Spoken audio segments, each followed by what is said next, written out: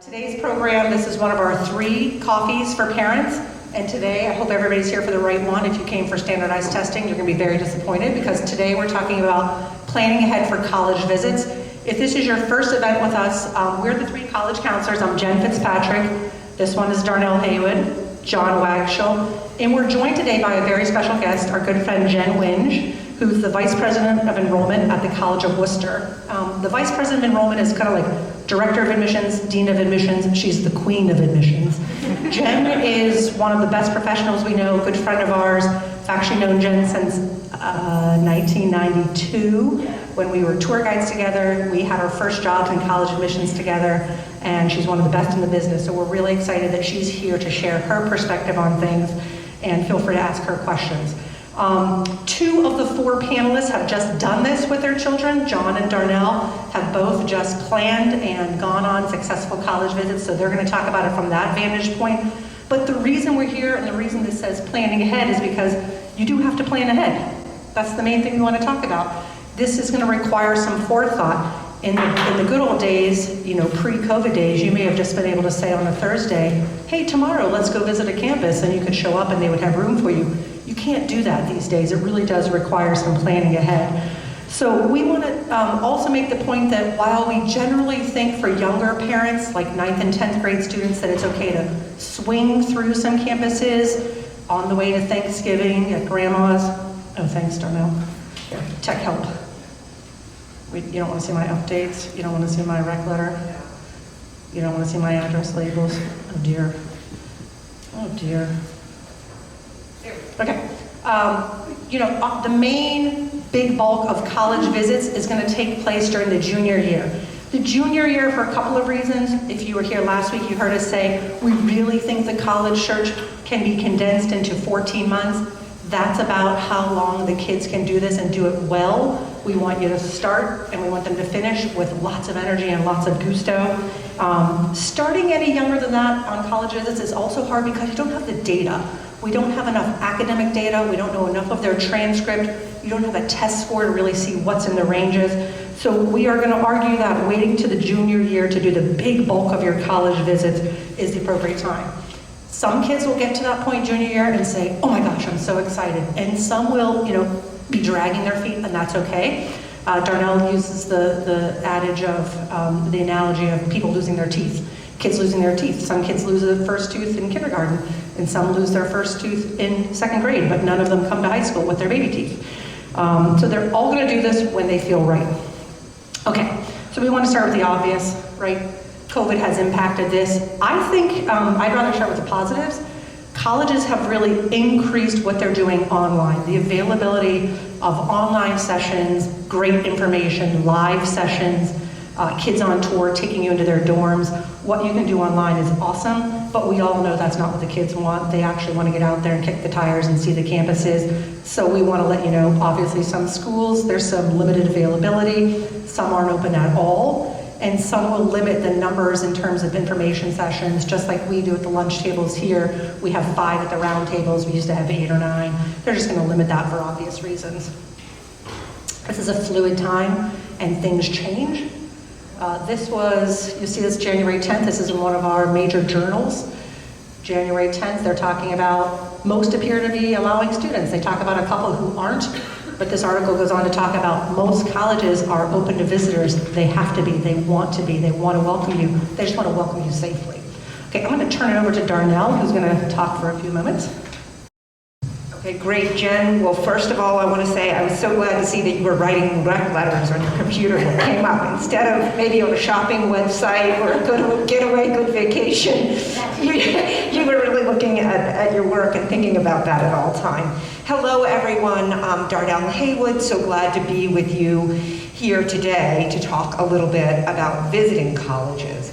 And for the junior parents in the room, what I'm going to start with is where your students are in college counseling class right now. So what they are doing in this class 2 is actually joining college mailing lists. So we're having them go in and requesting information from colleges that they are considering so that they get mail at home. And what this will do was we are trying to show them and help them understand a little bit about college marketing, about research and information about colleges and universities, and we are trying to teach them to be informed consumers. And we are going to give you the parent piece of that, what you all should be thinking about, because you should be doing your research too.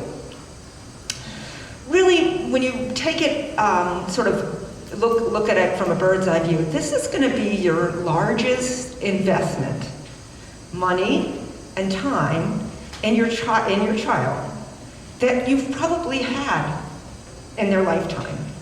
What this can be equated to a little bit is like the cost of buying a house. And think of all the research that you do when you search for where you're going to live, what neighborhood you're going to be in, what you're going to think about for your child. And also think about what goes into that. You go and look at a wide range of houses. Sometimes you get beat out by somebody else who has more money. Maybe the house is too expensive for you and you can't afford it. But you actually ultimately find a home, and that's what will happen with this college process. So what I'm going to do right now for a little activity for you all, if you don't mind passing out kind of 3 or 4 brochures per table, we are going to show you what we just did with our juniors, meaning in the first class. If your child has not attended class 2 in college counseling, they haven't done this activity yet.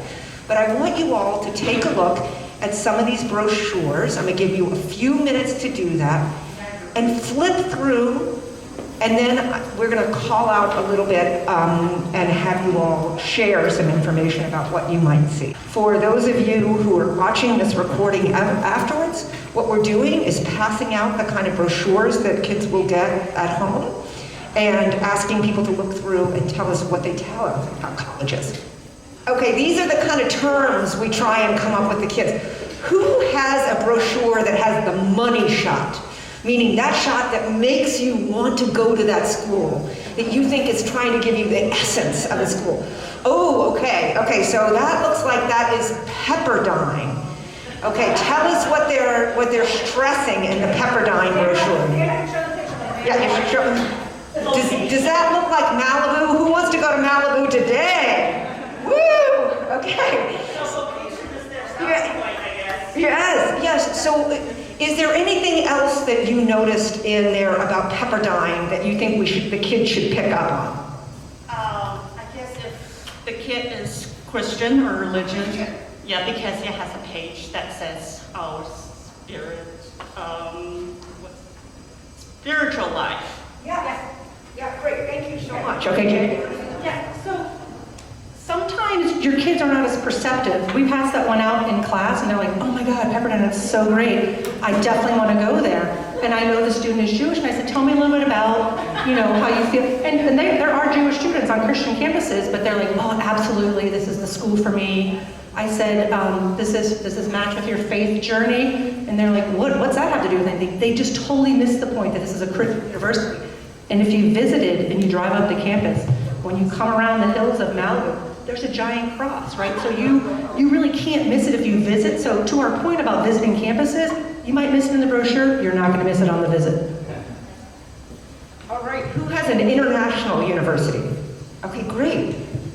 Tell us what you see in there. Tell us what university you have. So you have University of St. Andrews. We have University of St. Andrew, and there's another one from Scotland. Oh, that's the same, yeah, okay. And it says Hello USA on the top of their brochure too, which caught our attention. Yeah, and on the last page, it shows a European map. It shows you how far it takes and how long it takes to get to different cities in Europe. That's great. Thank you so much. And we say hello USA because they're looking to recruit United States students. So that's why they lead with that. If you have any interest in this school, you should talk to this small career. Yeah, right. Woo. All right, the Rakins. Okay, who has a state university? A state university. Okay, great. Tell us what you see. Tell us what university you have and what you see in it. Yeah, so this was the University of Kentucky. land-grant college, moral ag school, and I think it starts with, when we just open the book, it starts with Dear Future Wildcat, right? So we know that the sports mean a lot to the school, and it's a part of the school identity and spirit. So, and then the pictures in the book also, they go through all the majors and in-state, non-state tuition and all of that, but there's a lot of pictures that focus on student life and being at the games, and then they got the Kentucky Wildcat mascot and that sort of stuff. You So pick up on everything. This is huge school pride. Like, the woman who comes and visits our mission representative, blue nail polish, and she walks in, y'all, I'm here from Kentucky. Like, I want to go to Kentucky when she gets here. She's like, who's excited to be a Wildcat? I'm like, I am. She's awesome. Yes, that's great. Okay, who has a service academy, a United States service? Okay, tell us what we got here. We have a lot of people who look like they're challenged in physical ways. It's a lot of regimented, rigorous kind of photos. People standing in lines, a little bit of sports stuff to make you realize that it's not all just tough stuff, but a lot of kind of regimented things. That's great. No, exactly. The service academies are going to give you a lot of truth in advertising. Unlike many schools, I'm not saying that they're misleading, but they're going to show you all students who are smiling and having a great time. Right? At the service academies, you're going to see some of that as well. But they want to make sure they get the right people who are going to understand the kind of challenge they're about to encounter. So they give you some pretty graphic pictures of what those challenges might look like. Right? Yeah, that's great. Great. All right. Okay. Who has someone that says one class at a time? One class at a time. Anybody have that? Okay, tell us what you all have. We have Colorado College, and they have a very hefty magazine style brochure. The one class at a time speaks to what they call a block plan, I believe, where you are literally taking one course for, what did you say, 6 weeks at a time, and they're very liberal arts focused, very outdoorsy, oh yeah, discussion based. So it seems like a great place for someone who's looking for sort of a personal touch rather than one of many. Okay, great job, you guys. I'm giving you a round of applause. Good job. We're looking for an intern, so if you want to apply. So just to wrap up on this slide, what I want to let you know is that we want the students to first look at these brochures, then to go and see schools. And what we want you to do as parents is teach them powers of observation, watch them as they're learning about this process, at the same time that you all are learning about this process. And we want you to come in with an open mind, to be open to new possibilities that you had not considered, to be thinking about a range of colleges and universities in terms of size, type of program, location, cost, all of these things we really want you to look at and see. And we think that the college search process, it's really important to not zero in going saying, this is what I want, this is how I'm going to find it. More of an exploration and a yearning in that. We talked a little bit about demonstrated interest, but we're going to let Jen Winge cover that later. Next slide. So, and this is just a little bit for you all to know, the logistics and planning for visiting colleges is real, and it takes time. And your role in this is that if you think about this, and we want to just go over for it so you can see it, what you all are, parents are the stage managers. They're setting, putting up the set, they're making sure the lighting is there, they're making sure all the props are on stage, they're making sure everybody knows what time the show begins. But when the lights go down and the spotlight comes on, it is on your child. So when you arrive on a campus, even though you may have set everything up just the way stage managers do, you're going to sit back quietly backstage while they go in and say, hi, I'm John Waxel. I'm here to visit Syracuse today. I'm on a 10 o'clock tour, And I'm so glad to be here. Because guess what? That office manager works with all the people that makes the decisions in the office, and if you step forward and say, hi, my son John is here, wait, John, do you have everything you need? They might be calling up admissions and saying, this is not the kid we want. We're not admitting John's mom to college. We're admitting John. And so how we, in those moments, let the kids take the front stage in there.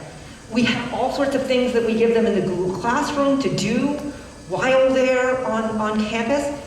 And this is a big thing I would tell you. You don't want to jump in with your opinion about college before your child has had the chance to talk.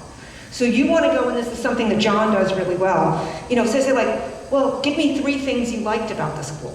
Like, just ask them, what did they see? What did they observe?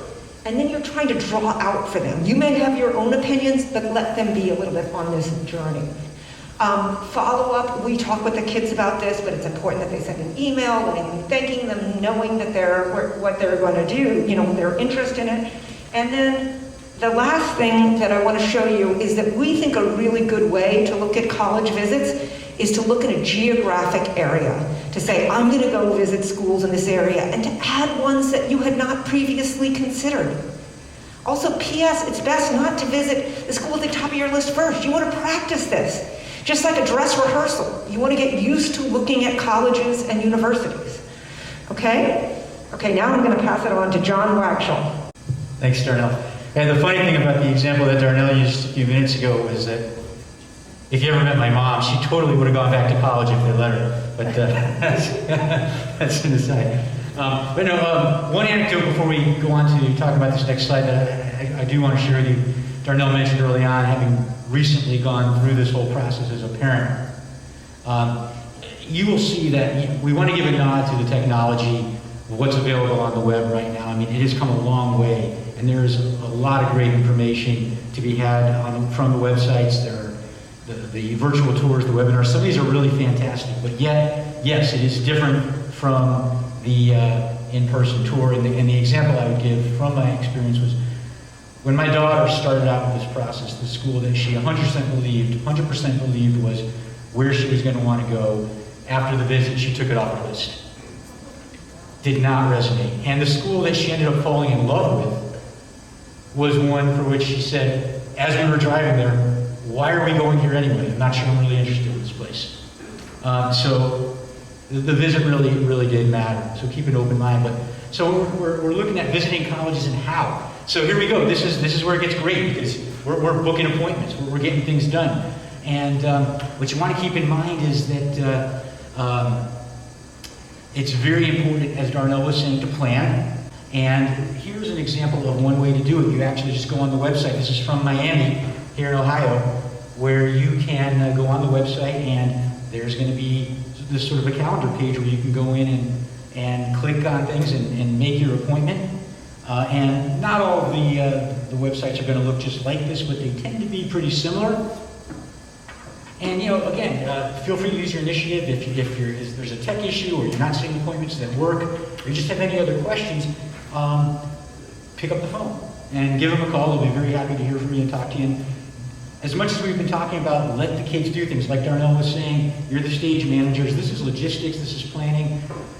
I know parents, we're all anxious to be involved, and this is a great opportunity to be involved in the right way. Okay, next one, please. So this is mainly a flash up. I'm just going to ask you all to kind of look at this and read through it, but there are a couple of things from this slide that we would like to highlight for you. As you pick a time to go, you really want to be kind of deliberate about whether that time is the right time for you. For example, if I'm going during a school break, is it also school break for the college? Are they going to be in session? Because sometimes that makes a really big difference in terms of being able to get the vibe of the place and really feel what it's like. For example, if you go to a small college like College of Worcester or Kenyon, and they're on break, it might seem very sleepy and you're really not going to get the feel of the place the same way you would when they're in session. But maybe a larger state university like OSU, which tends to have a lot of moving parts even during the break, that would be maybe less of an issue. So something to consider. You also want to think about things like Not all colleges are going to be open for visits on the weekend, and so you definitely want to make your plans in advance, knowing what days are going to work, and recognizing that for some schools, Saturday or Sunday might be closed, or maybe Saturday's open but Sunday's closed. So again, something to think about. And one other thing to consider is, as you set up your visits, just like we've talked about the college lists, and you hear us talking about the full range of schools from the far reach sort of dream schools to the schools that you are very, very confident about getting admitted to, and everything in between. You want to have that balanced list. When you go visit schools, same idea. You also want to have that balanced list, and sometimes there's a temptation, if it's a school that maybe is a little bit farther down the list for your child in terms of what they're thinking of for themselves, you might say, well, let's leave that one for a later date. We'll visit that one after we get in. And we want to encourage you to really think about keeping those on the list. For one thing, it's good information to really inform what you're doing. Also, as you know, at this point, I think y'all have heard a discussion of demonstrated interest. And demonstrated interest can really matter in the admissions process, and so the visit is a wonderful opportunity to do that, to demonstrate interest. Okay. And if we go next one, join ahead, join college mailing lists, part of the planning ahead. We've been working with your kids in the college class on doing exactly this, and it's really important. You go to the website for a college, you get some information. That's great. But when you get on the mailing list, you get more information, more tailored information, really important to get. And so if your child is seriously interested in the school, this is something he or she's going to want to do. And it's usually pretty easy. You go to the website for the college, you go to the admissions portion, and you'll see a link that you can click on to request more information. It's usually a very straightforward process. I say usually because I have to say, full disclosure, there are exceptions to the rule. Every once in a while, you're going to bump into a website where you're just like, I cannot find the link. This is like a hide and seek mission. And if that happens to be the case, feel free to reach out to us. We're happy to help. Usually, though, pretty straightforward, and this is really an important step to take. All right, and with that, I want to hand this over to our guest of honor. I do want to just start and say that you have wonderful resources here, and people that have really done an excellent job of networking and connecting with colleges and universities across the country, and really are leaders in their industries. So please take advantage of their knowledge and resources as well. But I do appreciate the opportunity to share a little bit from the college perspective about the campus visit. We know that, as John was sharing, that it depends on the school, what they offer, and I also think it depends on the stage that your student is in and their comfort level of the type of experience that is most beneficial for them. So we talked about waiting until that junior year to visit and not starting with your top school, and so you might want to start with an opportunity to do more of an open house or an info session where there's a little bit more of a passive experience, a chance to sit back and observe, hear what other questions are being asked from other families, having a chance just to build that confidence. And then when the student is ready, having more of that one-on-one contact and having an opportunity to make a connection through an interview. And I know not all schools offer that, but many do, either on campus or off. But from the college side, why do we want you to visit? Obviously, we know that this is the most valuable way for a student to differentiate colleges on their list, have a chance to connect and explore the campus.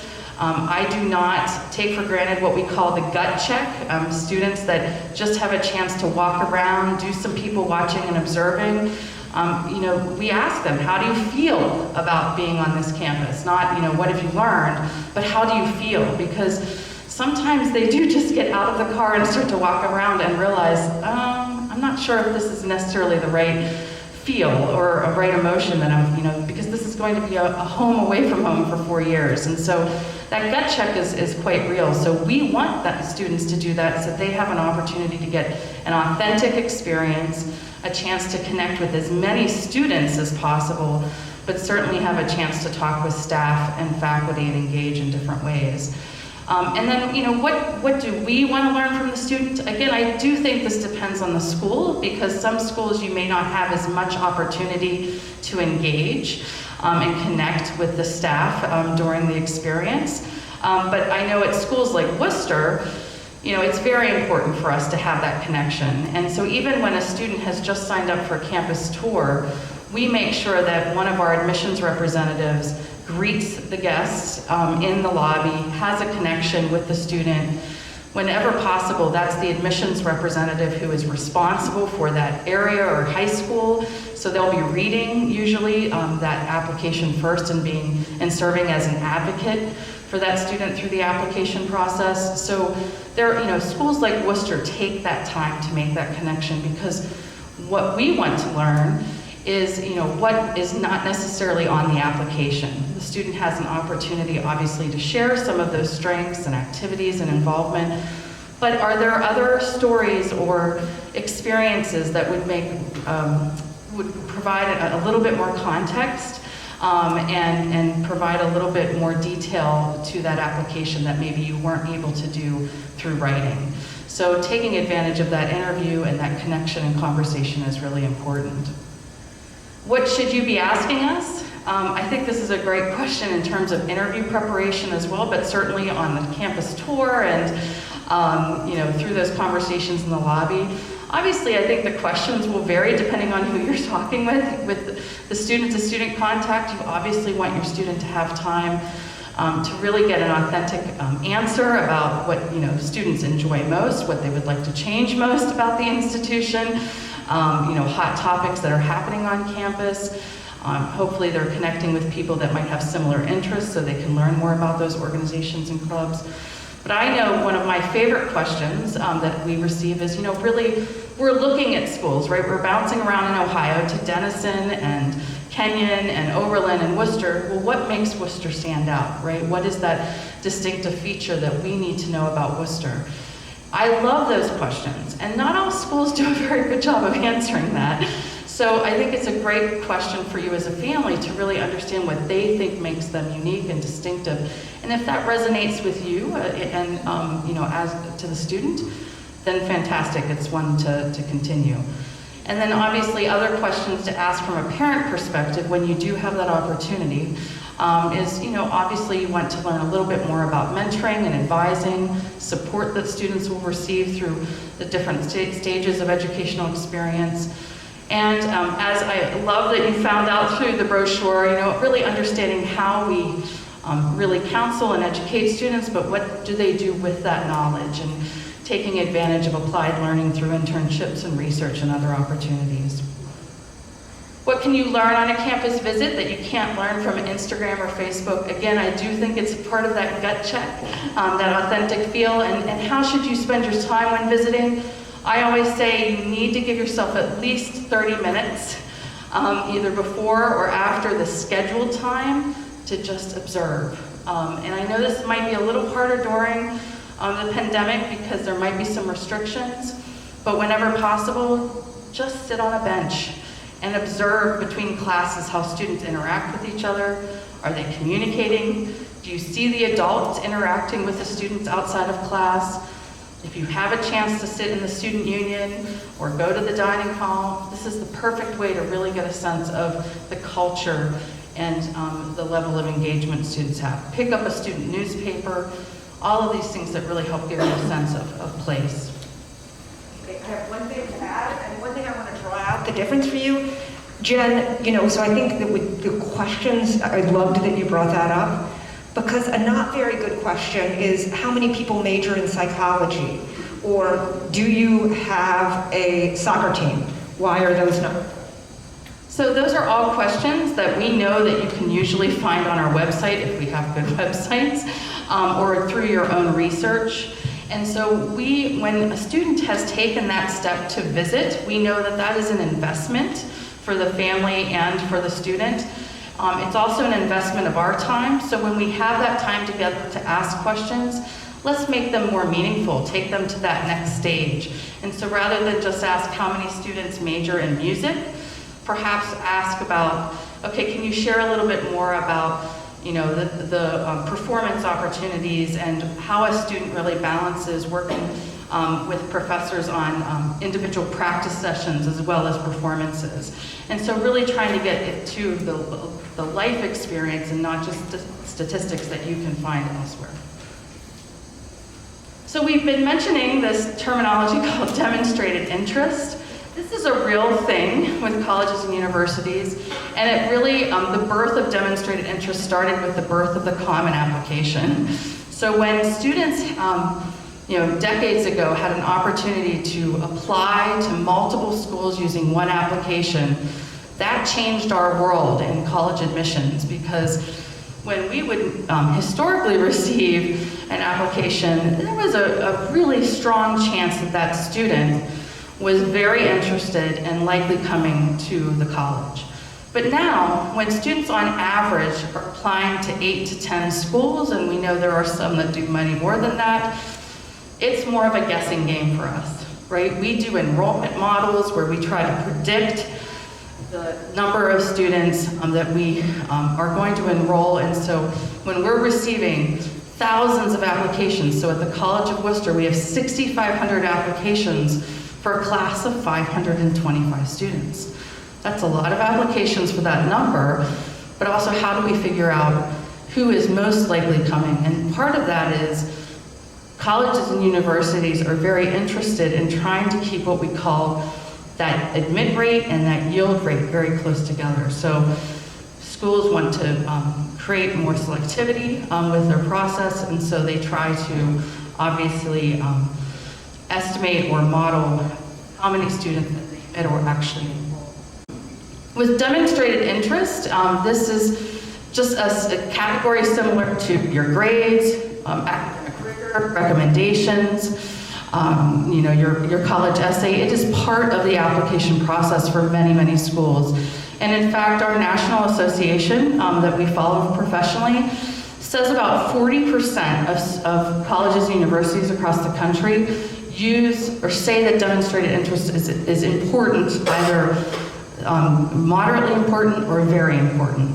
So this is part of the process. And so what do we mean by demonstrated interest? Obviously, the campus visit is the primary way that a student can show an investment and engagement in a college or university, but it is not the only way. There are several other ways that students can engage and engage early, right? If we have sophomore families in the room or junior families in the room, exactly what we were talking about, inquiring and adding yourself to the mailing list. When you do receive emails, tell your students to open up those emails and click on links on the emails. If they're asking to fill out a form, if the student is highly interested in that school, take the time to fill out the form again. All of these touch points are actually tracked. So the majority of colleges and universities have a database system that tracks open rate, click rate, and engagement electronically and digitally. They may even be following where your student is on their website and how long they're spending time on their website. It sounds a little bit brotherish, but it's a real thing.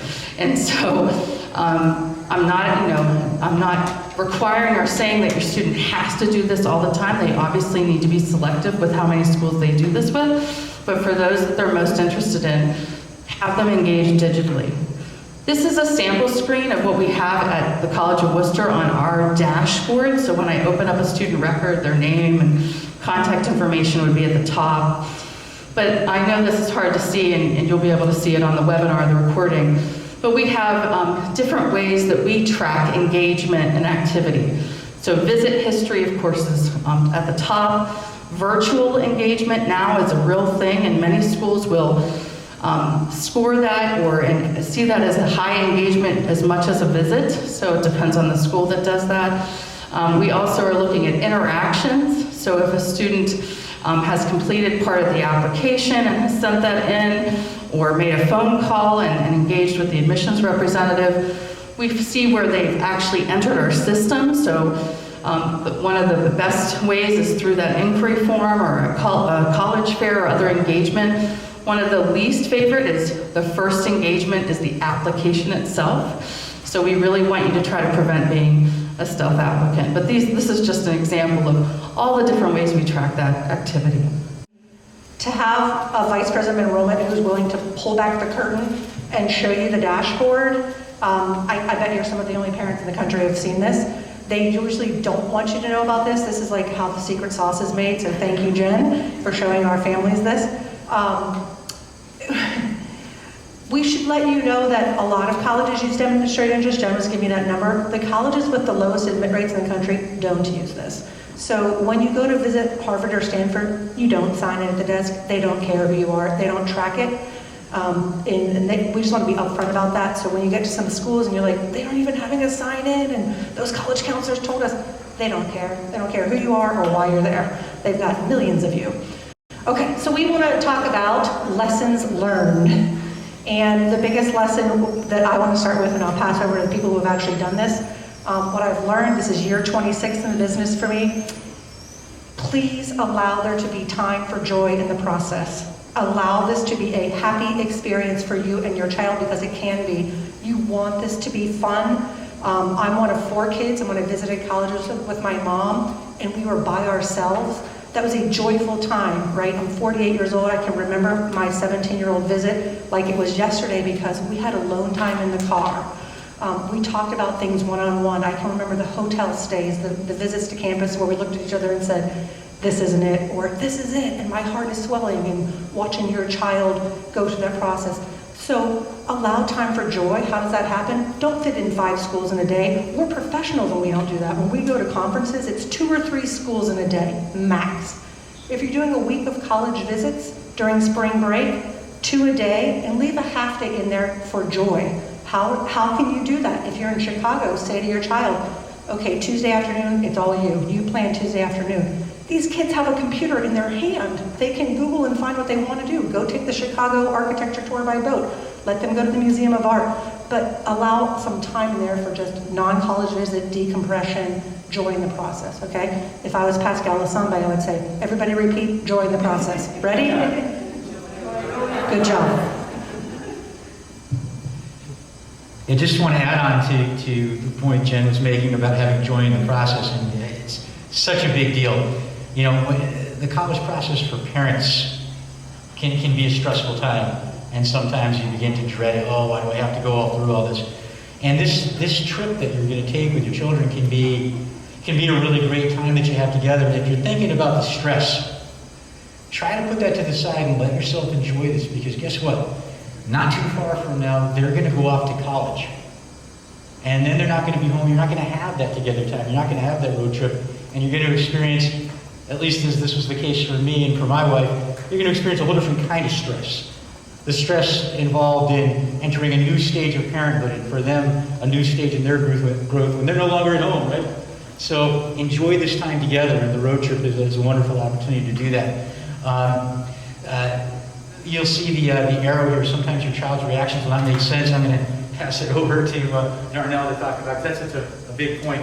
Yes, this is really funny, because these are the ways that you can think about this with your child. One student is saying, I'm going to go home and tell my parents I really want to go to University of Colorado. And I said, you know, why? She said, low humidity, my hair looks good. I said, honey, your parent is investing a lot of money. Let's do more research here to decide what this might be a good fit for this school. But that's a very childlike, reaction to this. And I think thinking of it this way. The other one I love is that this one student went on campus and said, I had a really good tour. I like this school, I like this school, I didn't like this school. And I said, why didn't you like it? The child said, I don't really like brick buildings. These are things that you will see in them that it's worth drawing out. And I'm seeing that. I think one of your big jobs on making sure you visit schools is making sure that you visit schools that you know that they can get into. I cannot tell you how much that takes down the temperature on this. So if you are planning a trip, you want to look at the admissions data and number. They may not be ready to do that yet, but you want to go and find, as a parent, 2 or 3 schools that you can say, this is really cool, and maybe I didn't know that much about this school, and their admit rate is 50%, so half of the kids that apply get in. Do not go visit a bunch of schools with 10% admit rates. What that means, if you are going to think about this, is that if you look at this in a weather forecast, that means 90% chance of rain. Meaning, like, if you line up kids, and you know what, this goes down to schools with 20%, 25%. I mean, would you plan an outdoor party if it was 75% chance of rain? Probably not. Probably not. And you really need to internalize this. And the thing is with working with kids that we see in the most wonderful ways is once they visit a school, they always see it as a chance that they're going to get in.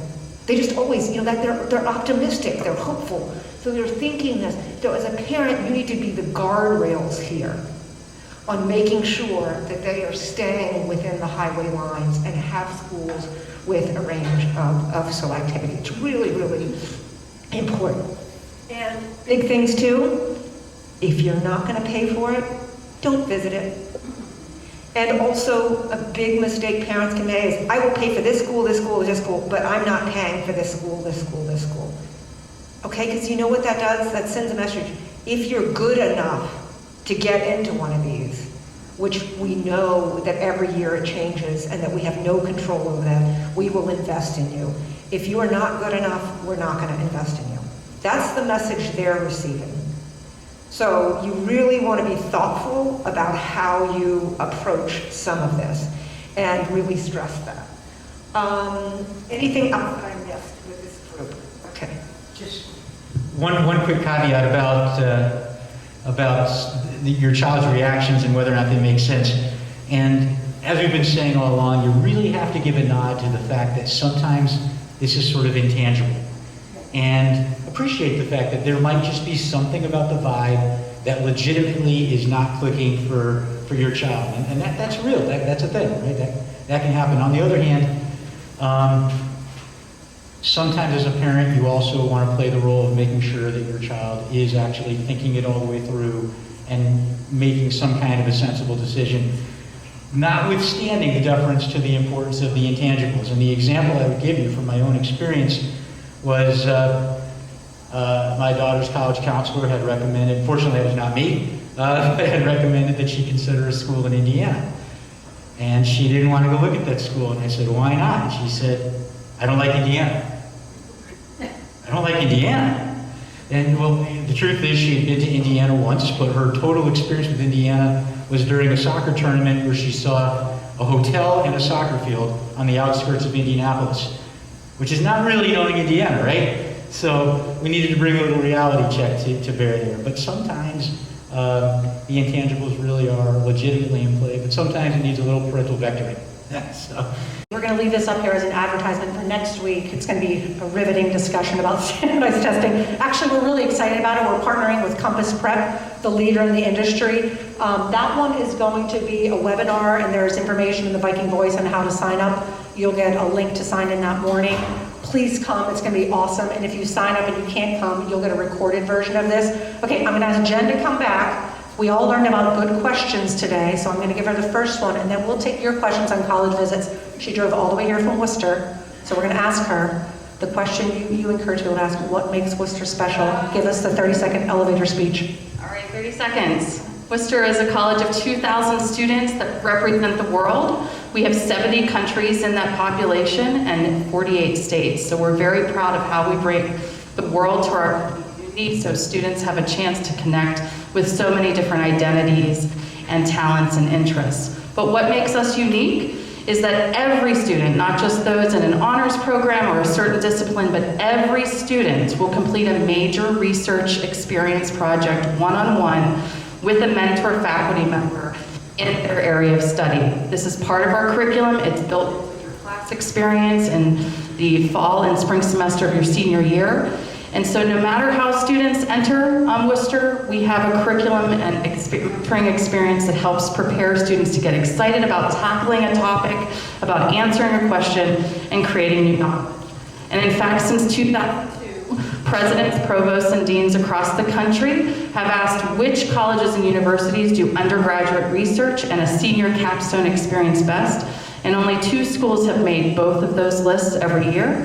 That's the College of Worcester, and Princeton. And so we're really proud to be the fully undergraduate liberal arts science college right here in Ohio that provides that nationally ranked education.